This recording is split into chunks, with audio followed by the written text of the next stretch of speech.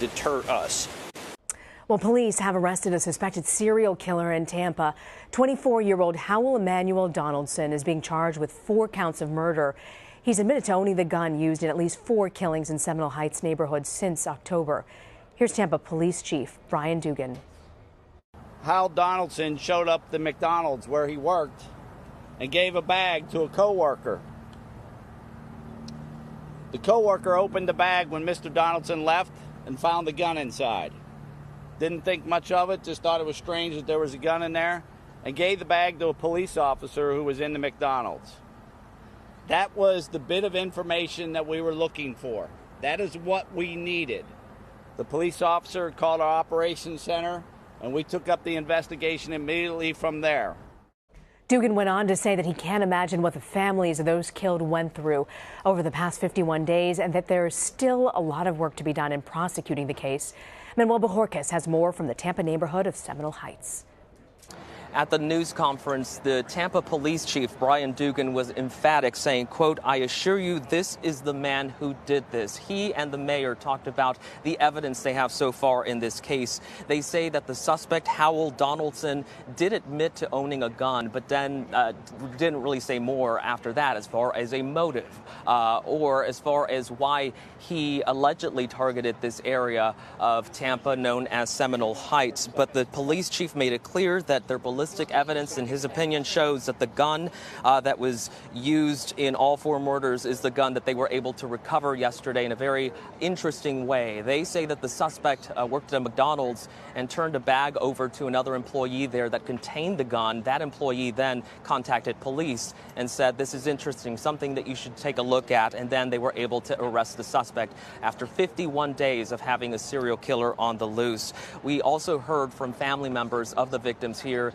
They were holding hands and embracing throughout this news conference as they heard the evidence, feeling comfortable. They believe that police have a strong case against Donaldson, but also feeling that relief. Nothing will bring the relatives back, of course, but the uncle of one of the victims, Monica Hoffa, told us that for 51 days it's felt like he's not been able to breathe, and now finally on the 52nd he feels he can finally breathe. Rena?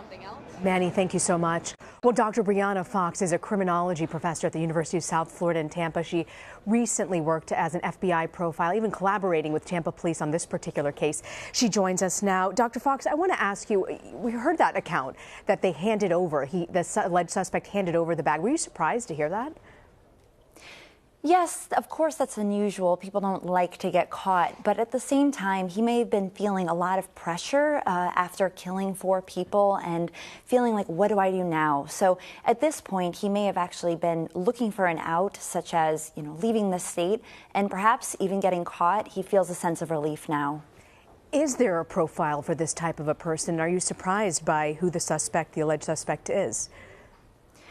So early on, I was expecting this to be a young offender between the ages of 21 and 35 from the area and male. So for most of these characteristics, he does fit the profile that we were expecting. One thing that is unusual is that he seems to be not a resident of Seminole Heights, but I think as police investigate this case further, they'll find that there's some ties to this area. He didn't just select it at random. It took over 50 days to arrest Donaldson. Why did it take so long? Well, in this case, the police just were getting unlucky, not having eyewitnesses, not having people there at the scene. But of course, as I've been saying, he had to keep getting lucky over and over to keep getting away with it. The police just had to get lucky once to catch him, and they did. And 3 of the victims, they were either getting on or off of a city bus at the time or were at a bus stop when they were shot. What do you make of that? Again, I would suggest that as this investigation continues, they're going to find more information about this offender's ties to this area and, of course, the bus line that goes through Seminole Heights. I think there's a lot more to this story that's going to unfold. When you look at this case overall, what really stands out to you?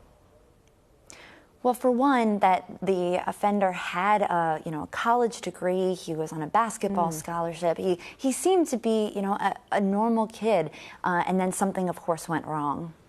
What do you think it'll be now when you talk about the future steps in trying to find a motive? What happens next?